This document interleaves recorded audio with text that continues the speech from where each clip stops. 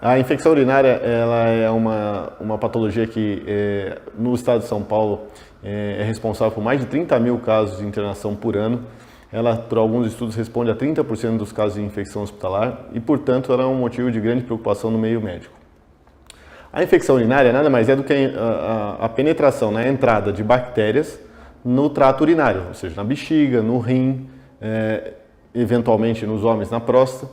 E ela é causada por essas bactérias que, em geral, estão no intestino dos pacientes mesmo. Aquela Escherichia coli, que é muito comum, essa é a mais comum, na verdade, e que por algum motivo ela saiu da região onde ela estava e foi para o trato urinário. Nesse momento, ela vai invadir os tecidos, que a gente chama, né? Então vai causar uma reação inflamatória, vai causar os seus sintomas e vai levar o paciente ao médico por dor, por febre, às vezes por sangramento na urina, eventualmente pode ter um aumento da frequência urinária, ou seja, o paciente vai mais vezes ao banheiro.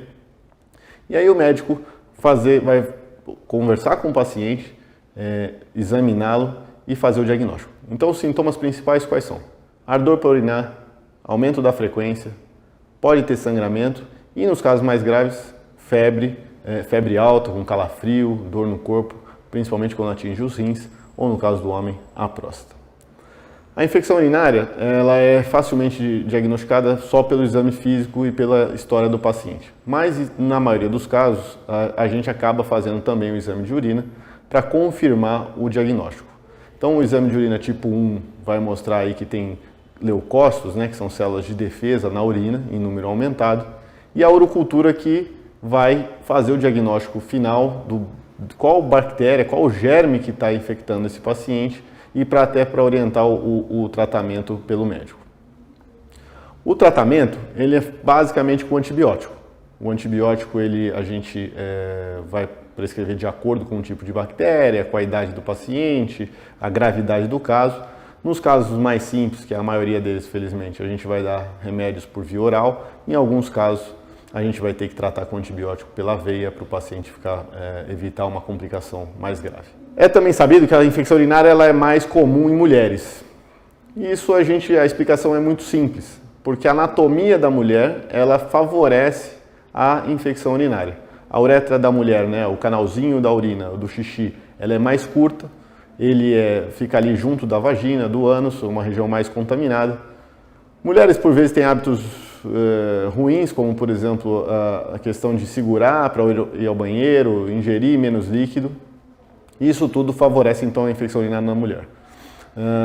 O homem, ele tem menos infecção por conta da uretra, enfim, mas também é acometido por infecção urinária, principalmente nos pacientes mais velhos, em que a próstata, ela dificulta a eliminação completa da urina, ou seja, o paciente com a próstata aumentada, né, o homem mais velho, ele não consegue esvaziar toda a bexiga e aí aquela urina parada acaba favorecendo a infecção urinária. Então tem infecção urinária no homem e na mulher, mas na mulher é mais frequente, principalmente a cistite, né, infecção urinária baixa. O tratamento, como eu havia dito, da mulher é mais simples nesses casos de cistite, no homem sempre um pouquinho mais complicado. O que fazer para diminuir a chance ou a frequência de infecções urinárias, né? O principal meio para diminuir a infecção urinária é fazer xixi, tomar bastante água, bastante líquido e não ficar segurando.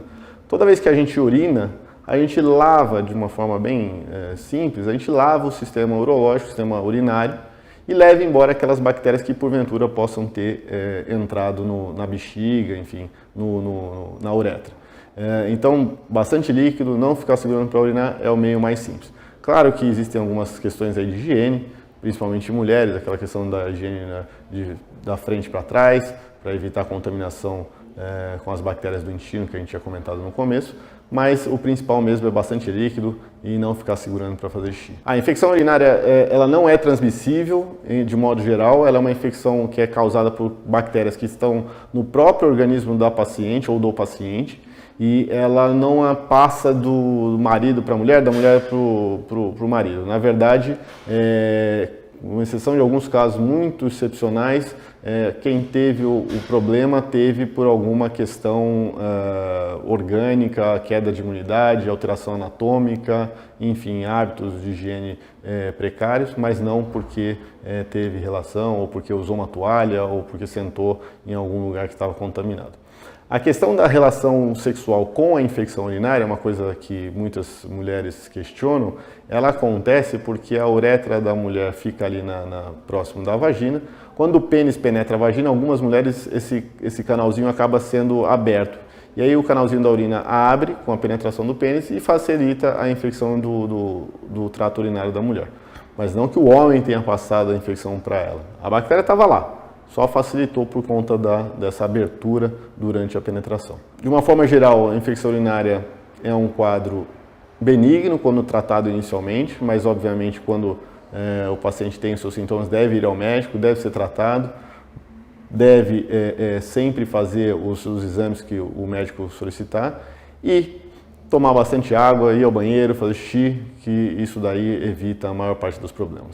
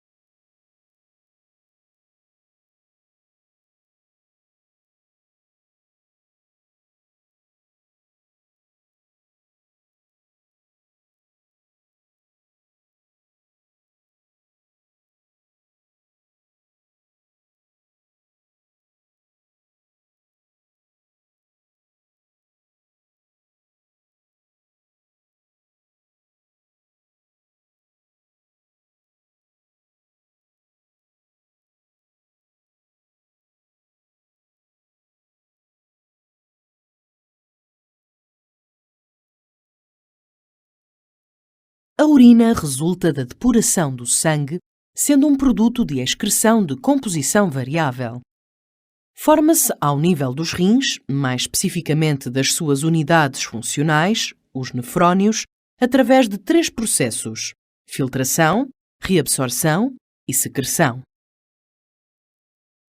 A formação da urina inicia com a entrada do sangue a alta pressão na cápsula de Bowman, através da arteríola aferente, que se ramifica em capilares, originando o glomérulo de Malpighi.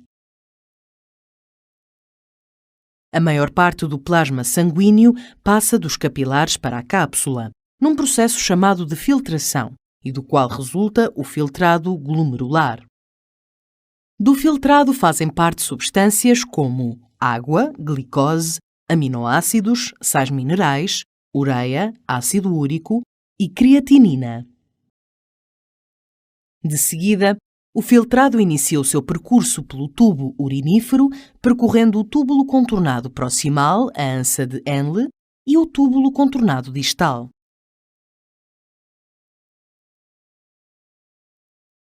Ao longo destes, a composição do filtrado vai se alterando devido à reabsorção e secreção. Na reabsorção, grande parte do volume do filtrado é reabsorvido para os capilares sanguíneos, isto é, cerca de 98% da água e substâncias úteis para o organismo, quase toda a glicose, aminoácidos, vitaminas e alguns sais minerais. No entanto, os produtos azotados, como a ureia e o ácido úrico, e ainda alguma água e sais minerais permanecem no filtrado. A secreção ocorre em regiões específicas do tubo urinífero, que são envolvidas por redes de capilares sanguíneos. Durante este processo são lançadas diretamente para o tubo urinífero substâncias tóxicas, como medicamentos e algumas hormonas. O resultado final é a formação da urina, composta pelas substâncias não reabsorvidas e pelas secretadas, essencialmente água, produtos azotados, íons em excesso e creatinina. A urina continua o seu trajeto até ao tubo coletor, no qual pode ainda ocorrer reabsorção de água de acordo com as necessidades do organismo, o que levará a uma maior ou menor quantidade de urina excretada.